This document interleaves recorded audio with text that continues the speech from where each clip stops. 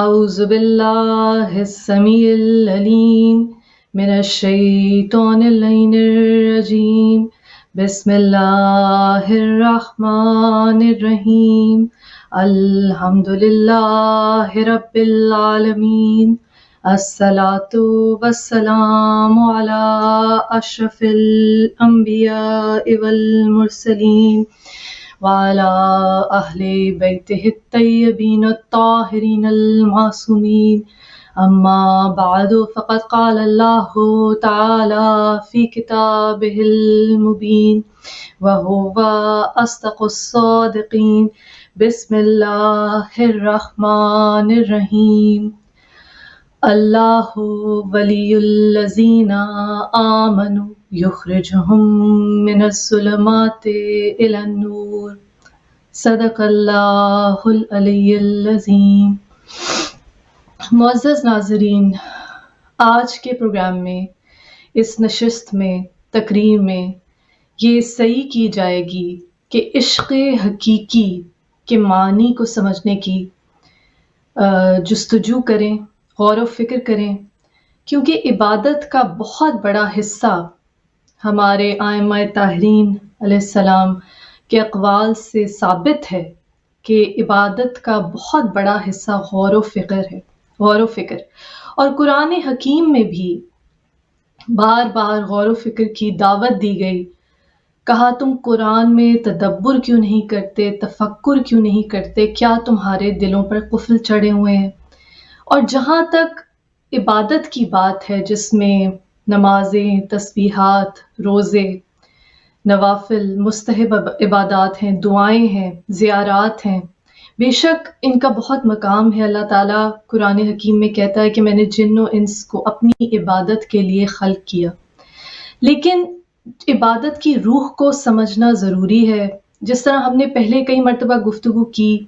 Be be Fatima Zahra سلام اللہ علیہ کے خطبہ فدق کا حوالہ دیا کہ بی بی نے کس طرح عبادات کی روح کی طرف نشاندہی کی کہ نماز اس لیے فرض کی گئی کہ تمہارے دل سے تکبر کی گندگی کو دور کرے، غلاظت کو دور کرے۔ روزہ اس لیے فرض کیا گیا کہ تمہارے نفس کا تزکیہ ہو۔ زکوٰۃ اس لیے فرض کی گئی کہ تمہارے اندر اخلاص پیدا ہو۔ اور مولائے کائنات مولا علی علیہ السلام کا ایک قول کہ ایسی عبادت جس سے تم میں تکبر آ جائے، غرور آ جائے، اس سے بہتر وہ گناہ ہے کہ جس سے تم میں شرمندگی آ جائے، کیونکہ تکبر جو ہے اس کے بارے میں نبی اکرم صلی اللہ علیہ وآلہ وسلم نے فرمایا کہ جس کے دل میں رائی کے دانے کے برابر بھی تکبر ہوگا وہ جنت میں داخل نہیں ہوگا۔ ذرا غور کیجئے کہ بہت زیادہ عبادات کرنے کے بعد، نوافل کے بعد، حج و زکوٰۃ کے بعد،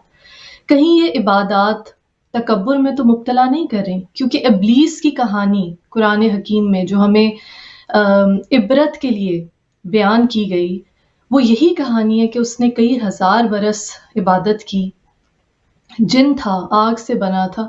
فرشتوں کے درجے پہ اس کو پروموشن دے دی گئی، عرش پہ اسے جگہ دے دی گئی، لیکن اس نے ایک ہی گناہ کیا، تکبر۔ جب اللہ تعالیٰ نے کہا کہ میں آدم کے پتلے میں روح پھونک دوں، نفخت فیہ من روحی، اپنی روح پھونکوں، تو فقعوا لہ ساجدین، فوراً سجدے میں گر جاؤ۔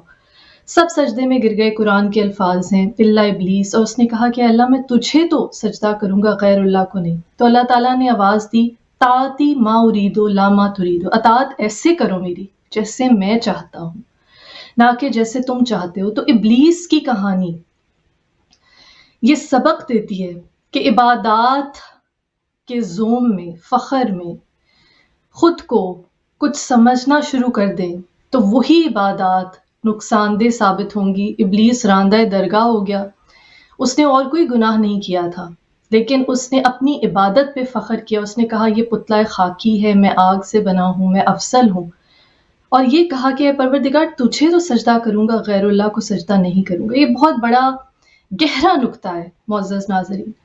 اب عشق حقیقی کی ہم بات کرتے ہیں۔ عبادات کا میں نے ذکر اس لیے کیا کہ اکثر لوگ یہ سمجھتے ہیں کہ پروردگار عالم سے عشق کرنے کا، عشق الہی جس کو عشق حقیقی کہتے ہیں، عشق محبت کی انتہا، جنون کی حد تک اس کو عشق کہا جاتا ہے،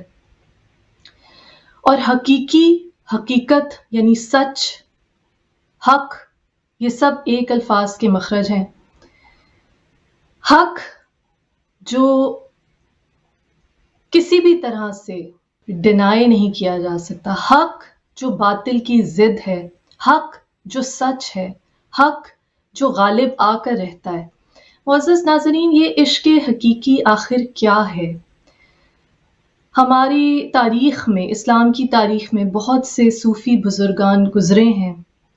ان کی کرامات بھی مشہور ہیں، ان کے جو مزار ہیں اس پہ لوگ جاتے ہیں، اپنا ہدیہ پیش کرتے ہیں، عبادت کرتے ہیں۔ ان کے مزار ابھی بھی پر رونق ہیں، وہاں پہ ذکر الہی ہوتا ہے، پروردگار کو یاد کیا جاتا ہے، قرآن اور نعت اور حمد کی محفلیں منعقد کی جاتی ہیں۔ وہ لوگ اس دنیا سے جانے کے بعد بھی اس طرح سے زندہ ہیں کہ ان کے ذکر کے ساتھ اللہ تعالیٰ کا ذکر وابستہ ہے، اور یہ وہ ذکر ہے جس کے بارے میں اللہ تعالیٰ نے خود کہا اِنَّا نَحْنُ نَزَّلْنَا الذِّکْرَ وَإِنَّا لَهُ لَحَافِظُونَ، ہم ہی اس ذکر کو نازل کرنے والے ہیں اور ہم ہی اس کی حفاظت کرنے والے ہیں۔ جو پروردگار کے ذکر کے ساتھ وابستہ ہو جاتا ہے وہ ہمیشہ کی زندگی، حیات جاودانی اس دنیا میں بھی پا لیتا ہے کہ اس کا نام زندہ رہتا ہے، اس کی یاد زندہ رہتی ہے، اس کے بتائے ہوئے اقوال زندہ رہتے ہیں۔ اکثر ہماری مجالس میں، ہمارے میلادوں میں، ہماری محافل میں ہم خوش قسمت ہیں کہ ہم ذکر کرتے ہیں محمد مصطفیٰ صلی اللہ علیہ وآلہ وسلم، اور اس میں تو کوئی شک ہی نہیں ہے کہ پروردگار نے چونکہ خود اپنے کلام الہی میں، قرآن حکیم میں یہ اعلان کر دیا، قُلْ إِن كُنتُمْ تُحِبُّونَ اللَّهَ فَاتَّبِعُونِي يُحْبِبْكُمُ اللَّهُ، اے نبی کہہ دیجئے، ان سے کہہ دیجئے کہ اگر تم اللہ سے محبت کرتے ہو تو مجھ محمد کا اتباع کرو، اللہم صلی علی محمد وآلہ۔ اگر تم ایسا کرو گے تو اللہ بھی تم سے محبت کرنے لگے گا، تمہارے تمام گناہوں کو بخش دے گا۔ قرآن حکیم کی آیت ہے۔ عزیزان گرامی، عشق محبت کی انتہا اور حقیقت، حقیقی عشق، سچا عشق، اصلی عشق، ہمیشہ رہنے والا عشق، وہ عشق کہ جس میں انسان اپنی اس بلندی کو، اس عروج کو پا لے، جس طرح حدیث مبارک ہے، من عرفہ نفسہ عرفہ فقط عرفہ ربہ، جس نے اپنے نفس کو پہچان لیا اس نے اپنے رب کو پہچان لیا۔ وہ عشق کہ جو انسان کو خود اپنے آپ کو سمجھنے کا شعور عطا کر دے اور پھر اس پروردگار کی چاہت اس کے دل میں آ جائے، وہ ہے عشق حقیقی۔ ازل سے ابد تک معزز ناظرین اس عشق کی جستجو میں انسان لگا ہوا ہے، اور اس کی وجہ یہ ہے کہ وہ لوگ بھی جو خدا کے ہونے کا انکار کرتے ہیں، ایتھیسٹ ہیں، وہ بھی یہ مانتے ہیں کہ انسان کی فطرت جو ہے وہ بہرحال موجود ہے، اور پروردگار نے قرآن میں کہا کہ میں نے اپنی فطرت سلیم پہ انسان کو پیدا کیا، اور یہ انسان کی فطرت میں شامل ہے، کیونکہ عالم ارواح میں روحوں سے یہ پوچھا گیا الستو بربکم، بتاؤ تمہارا رب کون ہے، اور جس نے لبیک کہا، ہر وہ روح، کیونکہ اس کو خلق کرنے والا پروردگار خود ہے، اس کے دل میں ایک تڑپ بہرحال موجود رہتی ہے، ایک جستجو بہرحال موجود رہتی ہے، اور تاریخ سے ثابت ہے کہ بڑے بڑے فاتح، حکمران، سلطنتوں کے مالک، سلطان، بادشاہ اس جستجو میں رہے، اللہ کے پہنچے ہوئے بزرگوں کے پاس جاتے رہے ان سے فیض حاصل کرنے کے لیے، یہ معلوم کرنے کے لیے کہ آخر یہ جو عشق حقیقی ہے یہ کس طرح سے حاصل ہو سکتا ہے۔ جس طرح علامہ اقبال رحمۃ اللہ علیہ کا ایک شعر ہے، کبھی اے حقیقت منتظر نظر آ لباس مجاز میں، کہ ہزار سجدے تڑپ رہے ہیں میری جبین نیاز۔ جو مجازی عشق ہے، جو دنیاوی عشق ہے، دنیا میں کسی انسان سے محبت، وہ اس کی ایک مثال ہے جس پہ صوفی بزرگوں نے بھی داستانیں لکھی، لوک داستانیں لکھی، شعر و شاعری کی گئی، انسان کی فطرت میں شامل ہے چاہنا اور چاہے جانا۔ ہر انسان چاہتا ہے کہ اسے محبت کی جائے، اور انسان کی فطرت میں، اس کے خمیر میں یہ محبت شامل کر دی گئی۔ جس طرح بچہ جب دنیا میں آتا ہے، پروردگار عالم جو پالنے والا ہے، جو رب ہے، ماں باپ کے خمیر میں اولاد کی محبت ڈال دیتا ہے، تاکہ یہ بے بس بچہ جو دنیا میں آیا ہے، جو اپنے لیے غذا کا بندوبست نہیں کر سکتا، اپنی حفاظت نہیں کر سکتا، چل پھر نہیں سکتا، وہ اس کی زندگی کا، اس کی نشو نما کا، اس کی افزائش کا ایک بندوبست ماں باپ کے ذریعے ہو جائے، ماں باپ کو وسیلہ بناتا ہے، ان کے خمیر میں اولاد کی محبت ڈال دیتا ہے، اس حد تک کہ ماں اپنے آرام کا خیال نہیں کرتی، بلکہ بچے کی افزائش، اس کے آرام، اس کی نشو نما کی تگ و دو میں لگ جاتی ہے، اور باپ اپنی ضروریات کو پس پشت رکھ کے اپنے بچے کی ضروریات پوری کرنے کی طرف اس کی پوری توجہ مبذول ہو جاتی ہے۔ تو محبت فطری جذبہ ہے انسان کی نشو نما کے لیے۔ اس پروردگار نے، جس نے انسان کی اس دنیا میں اس کے سروائیول، اس کی زندگی کی بقا کے لیے جو سامان پیدا کیا، اور قرآن حکیم میں پھر بار بار ذکر کیا کہ کیا تمہیں اپنے پروردگار کی تخلیق میں کوئی کھوٹ، کوئی غلطی نظر آتی ہے کہ اس نے آسمان کو ایسا بنایا، اس نے زمین کو ایسا بنایا، اس نے آسمان سے پانی برسایا، تمہارے لیے نباتات اگائے، تمہارے لیے یہ حیوانات چوپائے پیدا کیے کہ جن سے تم اپنی زندگی کا سامان مہیا کرتے ہو۔ عزیزان گرامی، عشق اس پروردگار نے بھی کیا ہے،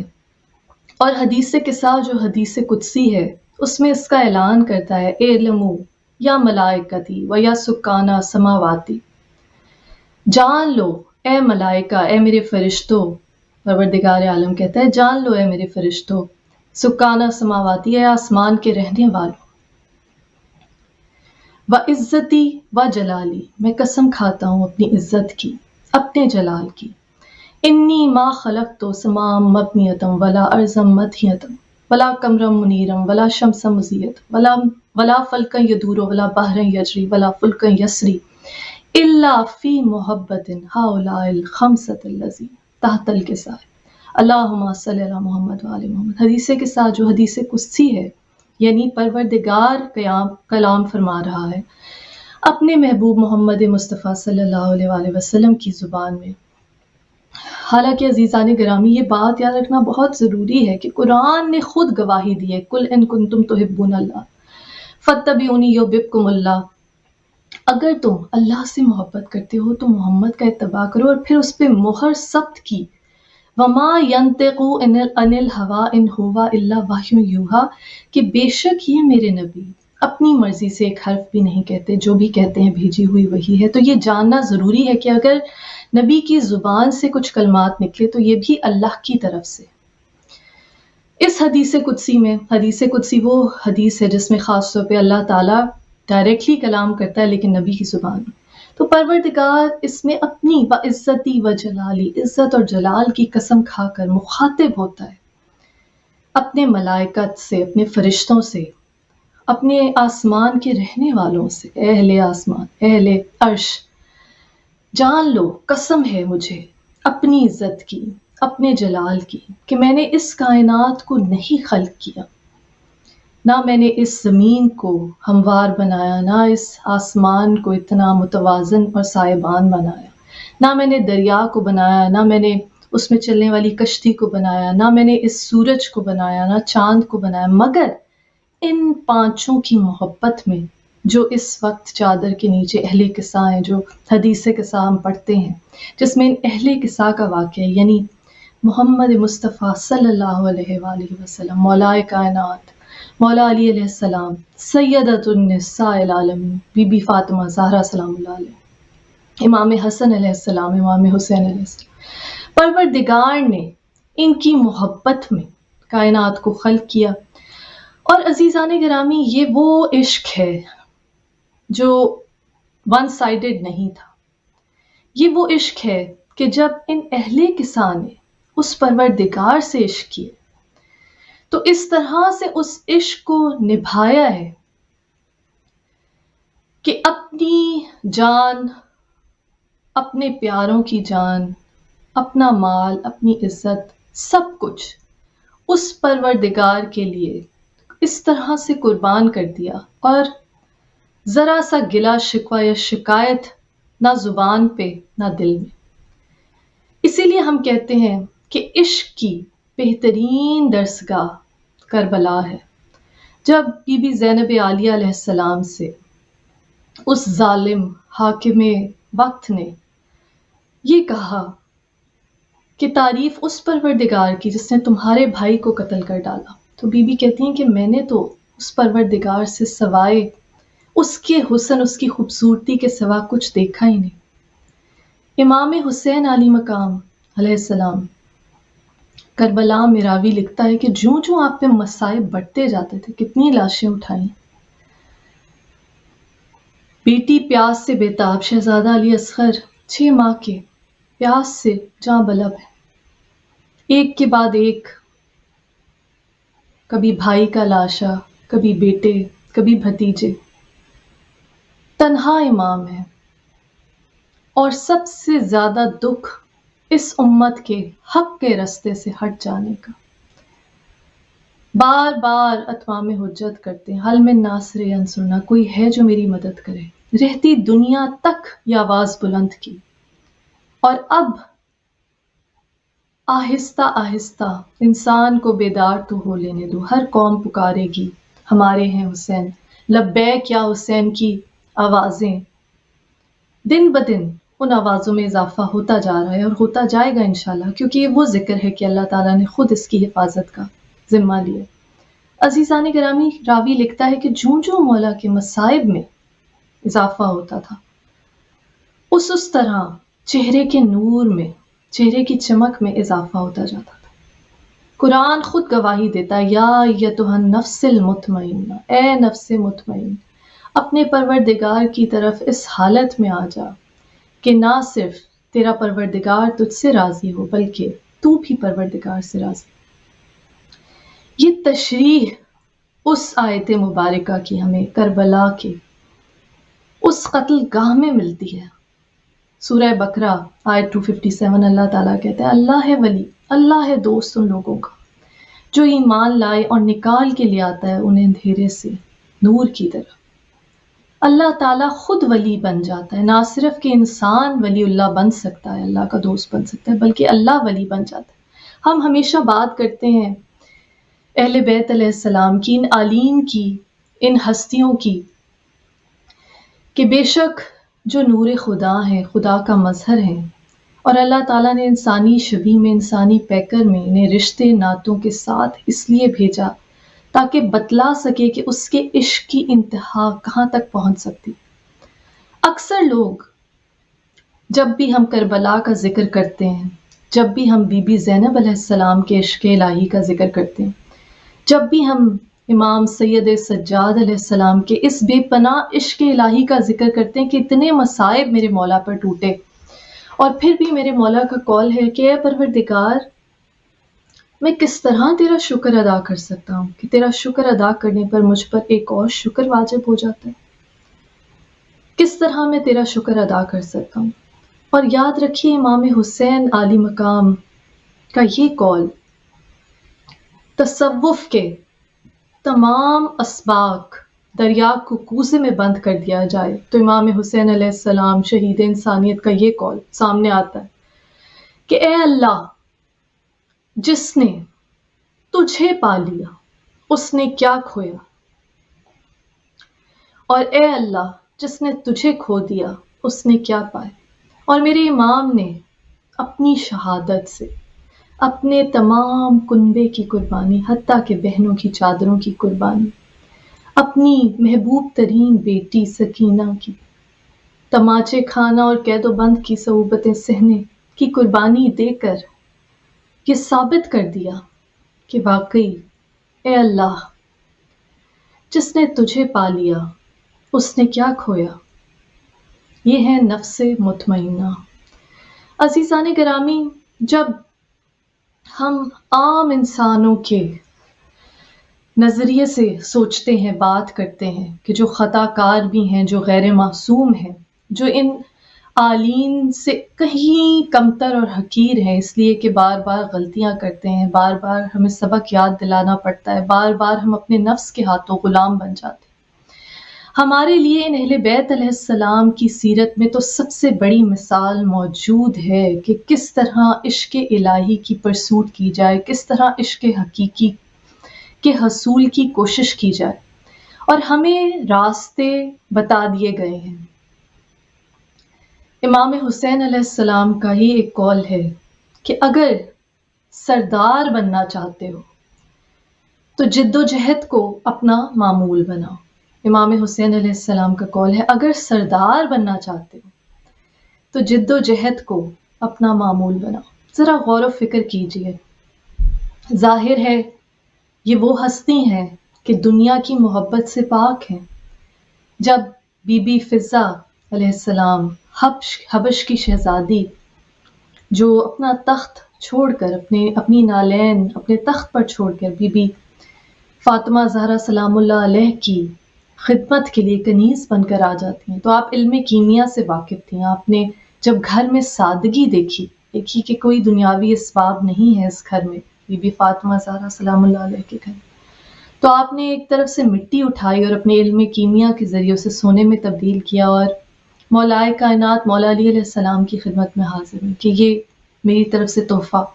تو آپ نے ایک مرتبہ مسکرا کر کہا، امام حسن علیہ السلام، امام حسین علیہ السلام عالم طفلی میں تھے، اس وقت کھیل رہے تھے، ان بچوں کی طرف نگاہ کی اور کہا فضہ یہ علم تو اس گھرانے میں یہ بچے بھی جانتے ہیں،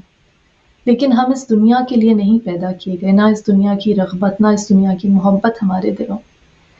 تو جب امام حسین علیہ السلام کے اس قول پہ غور کریں اور یہ دیکھیں کہ یہ وہ ہستی ہیں کہ دنیا کی محبت تو کیا، بتان وہم و گما لا الہ الا اللہ، یہ مال و دولت دنیا، یہ رشتہ و پیوند،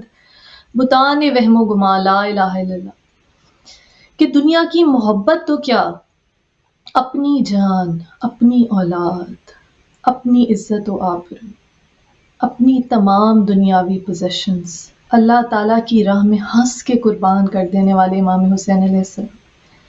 یقیناً جب یہ کہتے ہیں کہ جب اگر سردار بننا چاہتے ہو تو جد و جہد کو اپنا معمول بناؤ،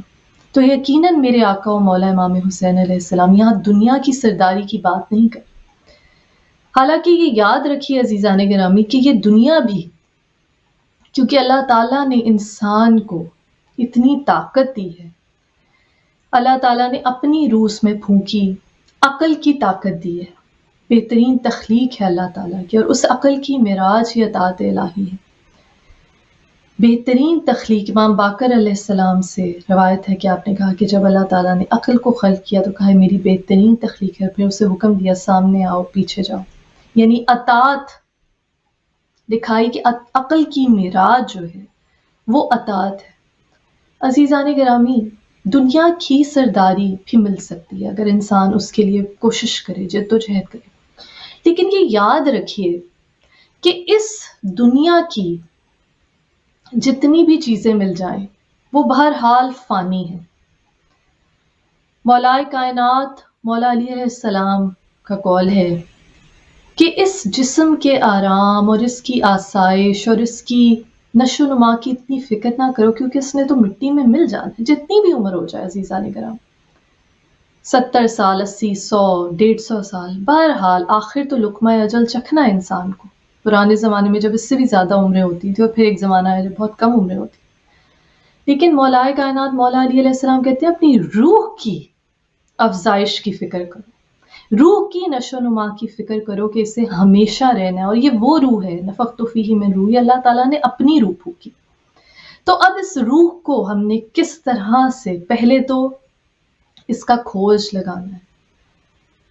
من عرف نفسہ فقد عرف ربہ، جس نے اپنے نفس کو پہچان لیا، پہلے تو اپنے آپ کو پہچاننا ہے کہ اس خالق کی تخلیق ہوں میں،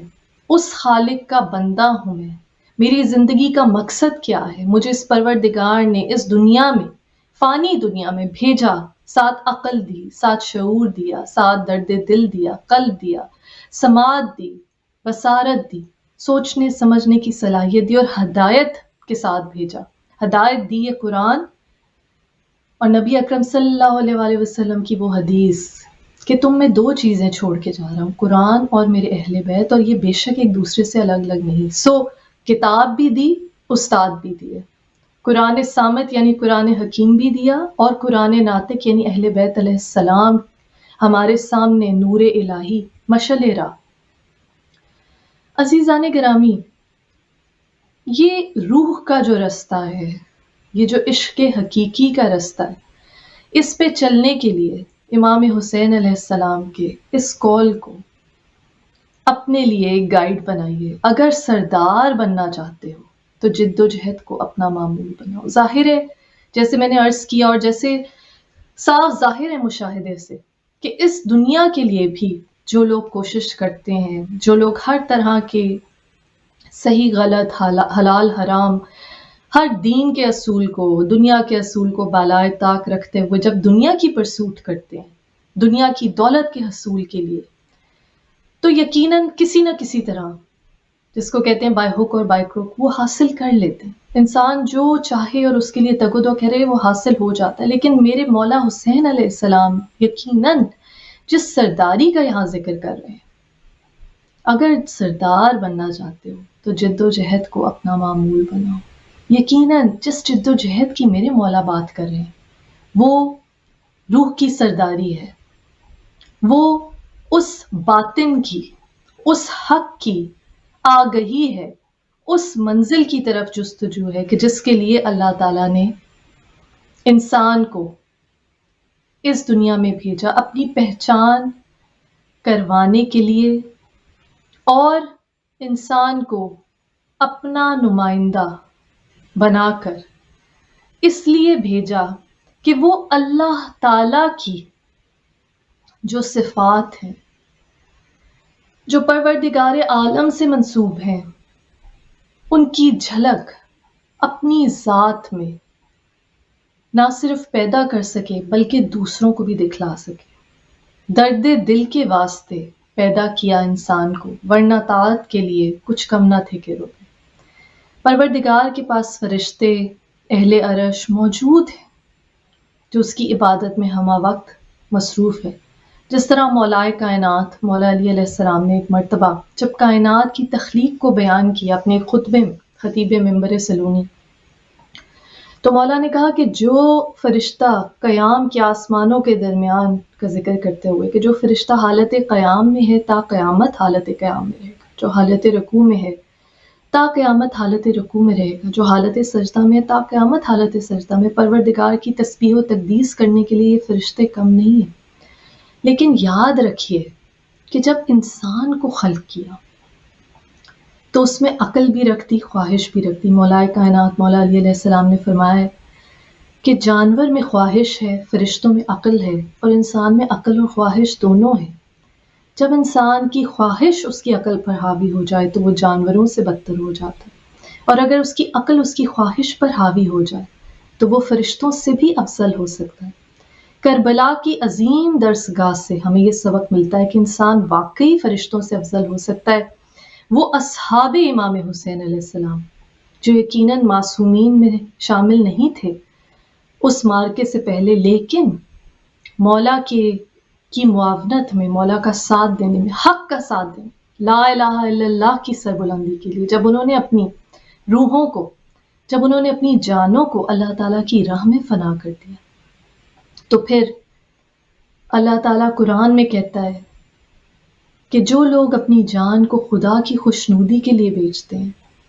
ان پہ فرشتے اتریں گے اور کہیں گے نہ ڈرو نہ گھبراؤ۔ اور قرآن حکیم میں ہی کہا جو اللہ کے بندے ہیں انہیں نہ حزن ہوتا ہے نہ ملال ہوتا ہے، یعنی کہ جو پروردگار کے بندے ہیں، جس طرح سورہ بقرہ کی آیت نمبر 257 جو سرنامہ کلام میں تلاوت کی گئی کہ اللہ ہی ولی بن جاتا ہے، اللہ دوست بن جاتا ہے ان لوگوں کا جو ایمان لے آتے ہیں۔ اللہ اکبر۔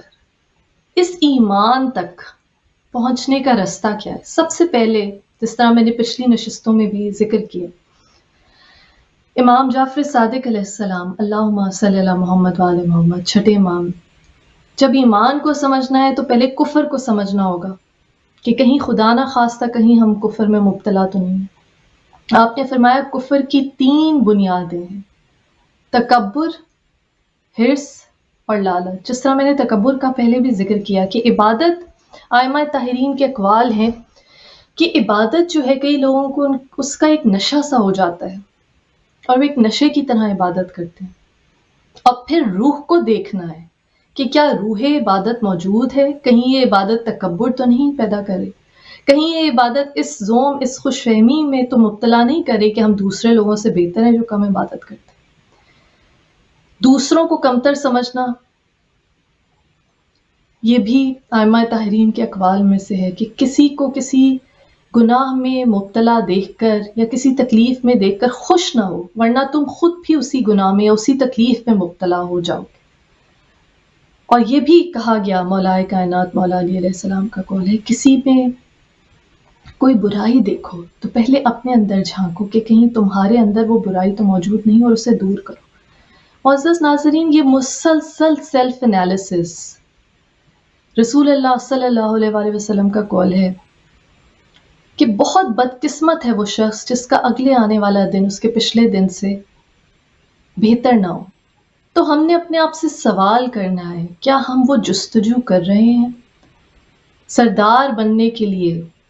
امام حسین علیہ السلام نے کہا جد و جہد کو اپنا معمول بناؤ۔ عزیزان گرامی، یہ کیا جد و جہد؟ کیا ہمیں اس دنیا کے حصول کے لیے صرف بھیجا گیا ہے کہ اس دنیا میں زیادہ سے زیادہ مال و دولت اکٹھا کریں، جائیدادیں بنائیں، گھر بنائیں، اور اپنے پھر آنے والی نسلوں میں وہ جائیدادیں، وہ گھر دے کر ہم اس دنیا سے رخصت ہو جائیں؟ نہیں، ہمیں غور و فکر کے لیے بھیجا گیا ہے۔ عبادت کا بہت بڑا حصہ غور و فکر ہے، اس میں پھر اپنے نفس کو سمجھنا، پھر اپنے پروردگار کو سمجھنا، اور جو عشق حقیقی کی سب سے پہلی منزل ہے، پہلا مائل سٹون ہے، وہ صحیح معنوں میں پروردگار کا شکر ادا کرنا۔ قرآن حکیم میں اللہ تعالیٰ کہتا ہے اِنَّا هَدَيْنَاهُ السَّبِيلَ اِمَّا شَاكِرًا وَإِمَّا كَفُورًا۔ دیکھیے کفر کی 2 تعریفیں اب ہمارے سامنے آ گئیں۔ امام جعفر صادق علیہ السلام نے فرمایا کفر کی 3 بنیادیں، تکبر، لالچ اور حسد۔ تو پہلے یہ دیکھنا ہے کہ کہیں تکبر، ہماری عبادات بھی جو ہیں، جو ہم اللہ تعالیٰ کی قربت حاصل کرنے کے لیے، اللہ تعالیٰ کو اپنے دل میں خوش آمدید کہنے کے لیے عبادت میں مشغول ہے، کہیں وہ ہمیں تکبر پہ مبتلا تو نہیں کر رہی، کہیں ہم دوسرے انسانوں کو اپنے سے کمتر تو نہیں سمجھ رہے۔ جس طرح مولا علی علیہ السلام نے کہا کسی کو گناہ میں بھی دیکھو مبتلا تو اسے کمتر نہ سمجھو، ہو سکتا ہے جب تک تم اس کے بارے میں یہ قیاس قائم کرو اللہ تعالیٰ نے اس کی توبہ قبول کر لی ہو اور اس کا درجہ تم سے بڑھ چکا ہو۔ تو پہلے یہ ایویلیویٹ کریں کہ کہیں تکبر میں مبتلا تو نہیں ہوگے اپنی نیکی کی وجہ سے، جیسے وہ قول مولا علی علیہ السلام کا کہ وہ گناہ بہتر ہے جو تمہیں شرمندہ کرتے بجائے اس عبادت کے جو تمہیں تکبر میں مبتلا کرتے۔ پھر لالچ، دنیا کی خواہش، زیادہ سے زیادہ جمع کرنا، زیادہ سے زیادہ دنیا کی پوزیشنز حاصل کرنا، ملکیت حاصل کرنا۔ اور پھر حسد، دوسروں سے مقابلہ کرنا، یہ دیکھنا کہ اس کو دیا مجھے نہ دیا، جبکہ بی بی فاطمہ زہرا سلام اللہ علیہ کی خطبہ فدق میں بی بی نے اس قدر معرفت انگیز بات کی۔ بی بی کہتی ہیں سب کو دیا، حمد ہے اس پروردگار کی جس نے سب کو دیا، سب کچھ دیا۔ یعنی ہر انسان کو اللہ تعالیٰ کی قربت حاصل کرنے کے لیے، عشق الہی کے رستے پہ چلنے کے لیے، اس رستے پہ چلنے کے لیے جس کے بارے میں قرآن میں کہا اِنَّا هَدَيْنَاهُ السَّبِيلَ اِمَّا شَاكِرًا وَإِمَّا كَفُورًا، تمہیں سیدھا رستہ سبیل دکھا دی گئی، اس کی طرف ہدایت کر دی گئی۔ اب یہ تم پر منحصر ہے کہ شکر گزار بنو یا کافر بنو۔ شکر کی نعمت ہے کفر، کفران نعمت۔ جہاں قرآن میں کفر کا ذکر کیا گیا، کفران نعمت کے معنوں میں کیا گیا۔ قرآن کا ایک واقعہ جو قرآن نے بیان، ضرب اللہ مثلا قریۃ کانت آمنۃ مطمئنۃ، اللہ تعالیٰ ایک ایسے قصبے کی، ایک ایسے جگہ، ٹاؤن کی، ایک ایسے علاقے، قریے کا قصہ بیان کرتا ہے کہ جہاں لوگوں میں امن بھی تھا، اطمینان بھی تھا، یعنی کہ امن جو سڑکوں کا امن ہے اور اطمینان گھر کا۔ پھر بھی ان لوگوں نے کیا کیا؟ فکفرت بانعم اللہ، اللہ کی نعمت کا کفران کیا۔ کفران نعمت، ناشکری کفر ہے عزیزان کرام۔ پروردگار نے قرآن حکیم میں کہا جتنے گناہ کر لو میں معاف کر دوں گا،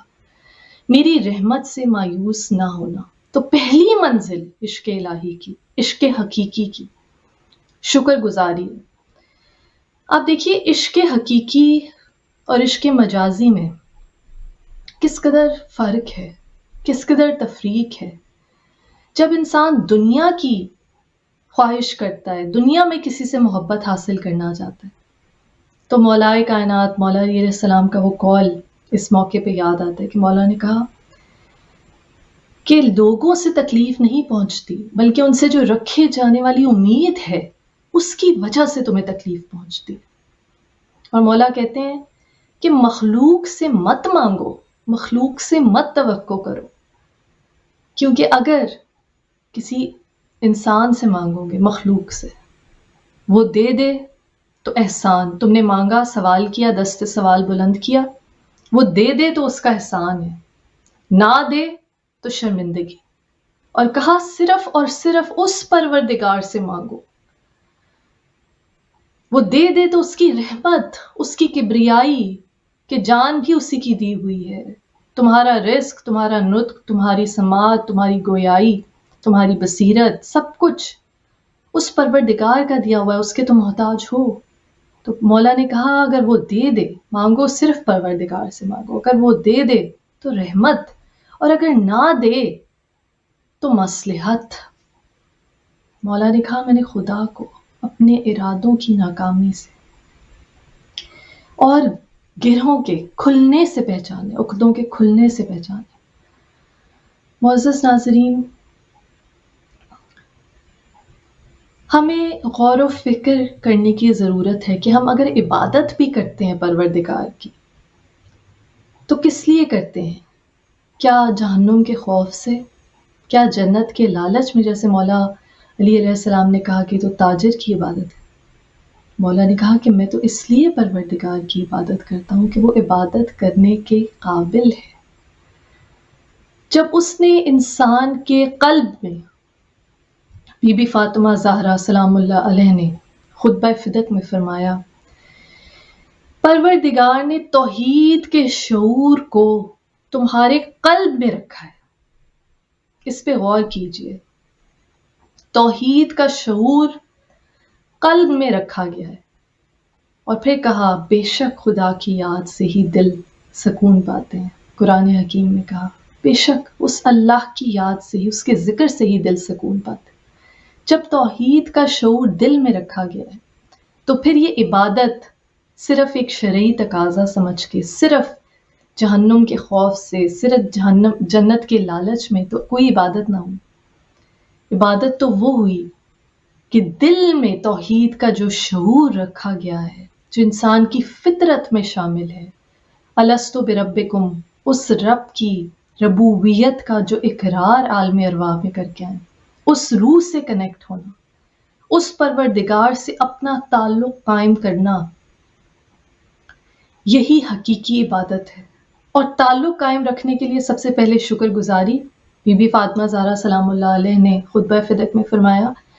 کہ اس پروردگار کی نعمتوں کا اتنی بے شمار ہیں، اتنی انگنت ہیں کہ تم اس کی نعمتوں کا بھی شعور ہی نہیں رکھ سکتے، اتنی نعمتیں۔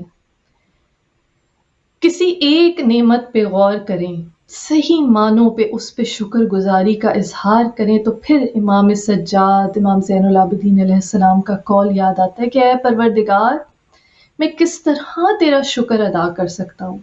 کہ شکر ادا کرنے پر ایک اور شکر ادا کرنا واجب ہو جاتا ہے، کہ اس نعمت کا ادراک کریں اور پھر اس پروردگار کا دل سے شکر ادا کریں،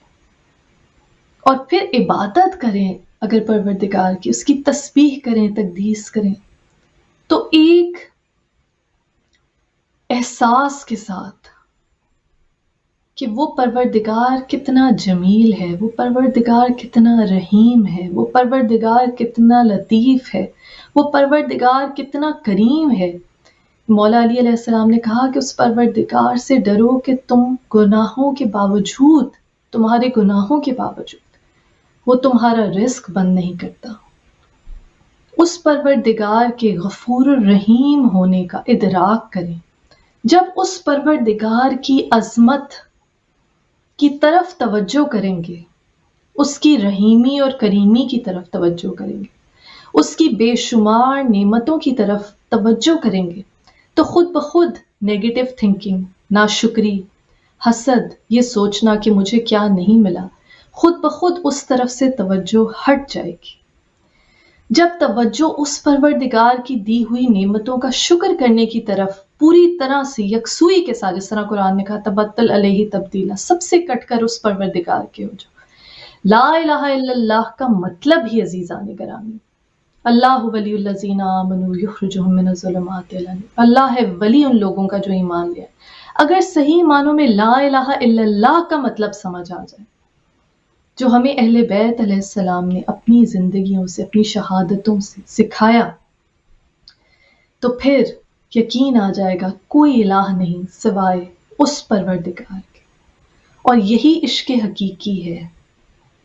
اس پروردگار سے عشق کرنا ہے تو محمد مصطفیٰ صلی اللہ علیہ وآلہ وسلم کا اتباع کرو۔ قل ان کنتم تحبون اللہ فاتبعونی یحببکم اللہ، پھر اللہ بھی تم سے محبت کرنے لگے گا۔ یہ وہ عشق حقیقی، یہ عشق مجازی کی طرح نہیں جس میں طلب ہے، جس میں انسان کو قرار نہیں، کیونکہ انسان جتنی بھی توقع کرتا ہے اتنی تکلیف سے گزرتا ہے۔ اور جو دنیاوی عشق حاصل بھی ہو جائے، یہ زندگی ٹیمپرری ہے، یہ زندگی ختم ہو جانے والی ہے، یہ زندگی فانی ہے، ایک وہی جاودانی ہے، باقی سب فانی۔ تو عشق اس سے کریں جو ہمیشہ رہنے والا ہے، عشق اس سے کریں کہ جو 70 ماؤں سے بڑھ کر پیار کرنے والا ہے، اور پھر عشق اس محمد مصطفیٰ صلی اللہ علیہ وآلہ وسلم سے کریں کہ جس ہستی نے توحید کی اس نعمت سے روشناس کرایا،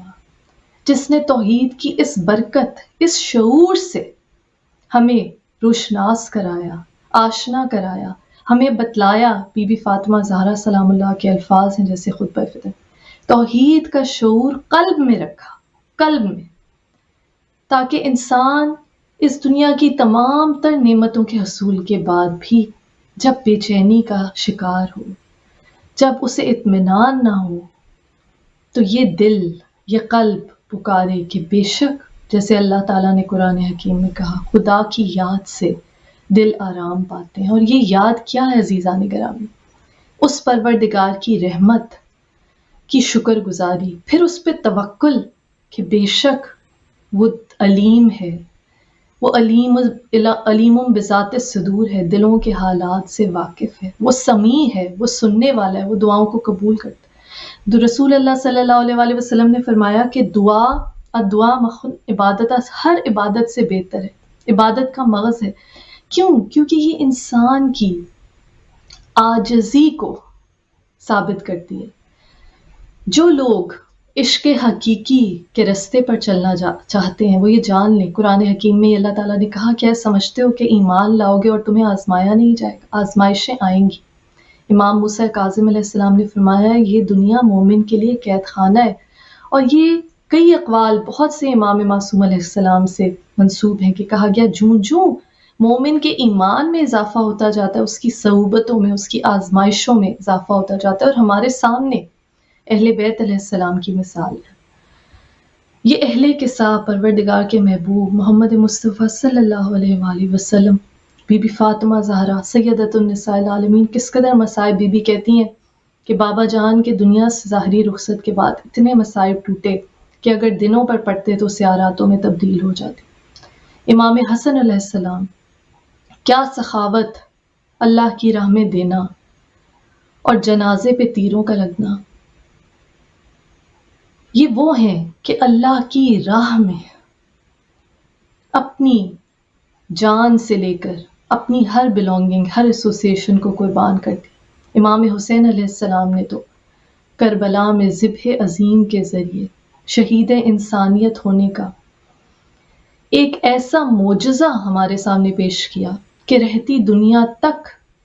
ہمارے لیے سب سے عظیم درسگاہ کربلا ہے۔ اور ہمیں کربلا کی درسگاہ سے یہ سبق ملتا ہے کہ وہ ہمیشہ رہنے والی زندگی، اس کے لیے تگ و دو کریں، جس طرح رسول اللہ صلی اللہ علیہ وآلہ وسلم نے فرمایا کہ اس دنیا کی زندگی کا موازنہ آخرت کی زندگی سے ایسے ہے کہ جیسے سمندر کے مقابلے میں قطرہ، یہ روح ہمیشہ رہنے والی ہے، وہ اخروی زندگی ہمیشہ رہنے والی ہے۔ تو اس زندگی کے لیے زیادہ راہ اکٹھا کرنے کے بجائے اپنی توجہ، اپنا فوکس اس زندگی کی طرف کریں جس کے بارے میں قرآن میں ہر جگہ لکھا گیا، ہم فیہا خالدون، جہاں جنت کا ذکر آیا ہمیشہ اس میں رہیں گے، جہنم کا ذکر آیا ہمیشہ اس میں رہیں گے۔ مولا علی علیہ السلام اہل بیت علیہ السلام میں سے اتنی صحبتیں اٹھائیں، کہا کہ میں نے اتنا صبر کیا کہ صبر بھی مجھ پہ حیران ہے۔ ایک ضربت ثقلین کی عبادت سے افضل، اور پھر اللہ کی محبت میں میرے مولا نے کیا کیا ستم برداشت کیے، کہ وہ وقت بھی تھا در زہرا کا جلائے جانا، گلے میں رسی کا ڈالے جانا، بی بی فاطمہ زہرا سلام اللہ علیہ کا شہید ہونا، وہ وقت بھی تھا کہ مولا کہتے ہیں کہ یہ نہیں کہ میں سلام کرتا ہوں، کہ یہ نہیں کہ کوئی مجھے آتے جاتے سلام نہیں کرتا، بلکہ یہ کہ میں سلام بھی کرتا ہوں تو لوگ جواب نہیں دیتے۔ من کنتو مولا فہذا علی مولا، نبی کے وسیع اور جانشین ہوتے ہوئے نبی کے اس اعلان کے بعد ہاتھوں پہ بلند کیا، جس جس کا میں مولا اس کا علی۔ اس دنیا کی اتنی صعوبت برداشت کی، اس قدر صبر کیا اللہ تعالیٰ کی محبت، اپنی جان، اپنی عزت، اپنے اہل و عیال، سب سے بڑھ کر ترجیح اس پروردگار کی محبت۔ عزیزان گرامی، دعا ہے کہ اللہ تعالیٰ ہمارے قلب میں توحید کے شعور کی شمع روشن کرتے، اس روشنی کو اتنا بڑھا دے کہ ہم اس پروردگار کے نور کی حدت، اس نور کی نرمی، اس نور کی روشنی اپنے قلب میں محسوس کر سکیں۔ جس طرح پروردگار نے کہا اللہ نور السماوات والارض، اللہ ہے زمین و آسمان کا نور، نور علی نور، نور پہ نور کا جوت پڑ رہی ہے، سلسلہ نور ہے۔ یا اللہ ہمیں توفیق عطا فرما کہ اس نور کی روشنی میں ہم اپنے قلب کو، اپنی روح کو منور کر سکیں، اور نہ صرف ہمارے علم میں اضافہ فرما رب زدنی علما، بلکہ ہمیں اس قابل بنا کہ ہم دوسروں کے دل میں تیری توحید کی، تیرے عشق کی یہ شمع روشن کر سکیں، دیے سے دیے کو جلا سکیں۔ یا اللہ جو جو رزق کے خواہاں ہیں، تو نے کہا جو شہید ہیں انہیں مردہ نہ سمجھو، وہ زندہ ہیں، میری جناب سے رزق حسن پاتے ہیں۔ اس رزق حسن کے صدقے میں ہم سب کے رزق میں، جتنے ناظرین ہیں ان کے رزق میں بے پناہ اضافہ فرما، پاک و طیب آسان رزق، بے پناہ رزق عطا فرما۔ جو بے گھر ہیں انہیں وہ گھر دے جو مجلس شبیر کی خاطر ہو۔ یا اللہ جو جو بیمار ہیں، بیمار کربلا کے صدقے میں امام سجاد علیہ السلام کی دعاؤں، آپ کی عبادات، آپ کی شکر گزاری کے صدقے میں بیماروں کو شفائے کلی نصیب ہو۔ بی بی سکینہ اور شہزادہ علی اصغر علیہ السلام کے صدقے میں بے اولادوں کو اولاد نصیب ہو۔ یا اللہ ہمیں کوئی غم نہ دے سوائے غم حسین کے، اور شبیر کا غم بانٹ رہا ہے تو ادھر دے۔ لعنت اللہ علی قوم الظالمین، اللہم صلی علی محمد و آل محمد وما علینا الا البلاغ۔